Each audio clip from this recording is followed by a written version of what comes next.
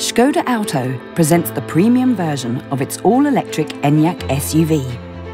The Laurin and Klement variant adds a new dimension to both body styles. The newest member of the Enyaq family not only boasts top-of-the-line equipment, but also new higher performance motors and optimized battery management.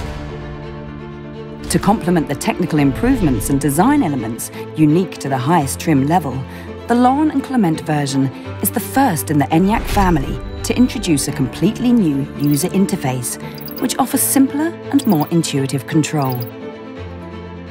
Another first for the Enyaq series is the battery preheating function, which can adjust the battery temperature in advance to ensure the EV charges under optimal conditions.